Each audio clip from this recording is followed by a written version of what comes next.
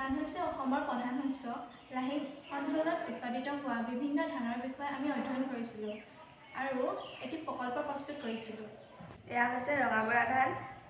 ৰঙাবৰা ধান জলপান, পিঠা আদিত ব্যৱহাৰ কৰা হয়। এয়া হৈছে মনচুৰি ধান। এই ধানৰ ৰং ৰঙা। এই ধান প্ৰধানকৈ বিঘাত প্ৰায় 10 পৰা 12 কুইণ্টেল উৎপাদিত হয়। এয়া হৈছে বাহাদুৰ ধান। এয়া বিঘাত 10 বা 15 কুইণ্টেল হয়। ইয়াৰ ৰং ৰঙা। এয়া হৈছে বগা বৰা। ইয়াক জলপান আৰু পিঠাত ব্যৱহাৰ কৰা হয়। ইয়াত বিঘাত 10 বা 12 কুইণ্টেল পোৱা যায়। এয়া হৈছে বংশী ধান। বিঘাই প্ৰতি 15 কুইণ্টেলকৈ উৎপাদন কৰা হয়। ইয়াৰ ৰং ৰঙা। ইয়াক জলপানৰ বাবে ব্যৱহাৰ কৰা হয়। এয়া হৈছে মালভোগ ধান। ইয়াক বিঘাই প্ৰতি 7-8 কুইণ্টেল উৎপাদন কৰা হয়। ইয়াৰ ৰং ৰঙা।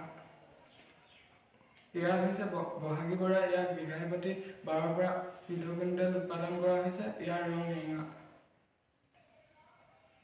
এই হৈছে ৰঞ্জিত ধান। বিঘাত 12 কুইণ্টেলকৈ উৎপাদন কৰা হয়। ইয়াৰ ৰং ৰঙা।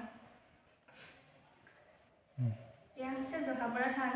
ইয়াক 8 কুইণ্টেলকৈ উৎপাদন কৰা হয়। ইয়াৰ ৰং হৈছে ক'লা। এয়া হৈছে পাৰদেশী ধান। বিঘাই প্ৰতি 15 কুইণ্টেলকৈ উৎপাদন কৰা হয়। ইয়াৰ ধানৰ ৰং ৰঙা। এয়া হৈছে ক'লা বৰা। প্ৰতি বিঘাই 8 পৰা 9 কুইণ্টেলকৈ উৎপাদন কৰা হয়। ইয়াৰ ৰং ক'লা। এয়া হৈছে ক'লা কণজহা। ইয়াক বিঘাই প্ৰতি 7-8 কুইণ্টেল উৎপাদন কৰা হয়। ইয়াৰ ৰং ক'লা। আমি এই অধ্যয়নটোত লাহিং অঞ্চলৰ 13 বিধ ধানৰ নমুনা সংগ্ৰহ কৰিছিলোঁ।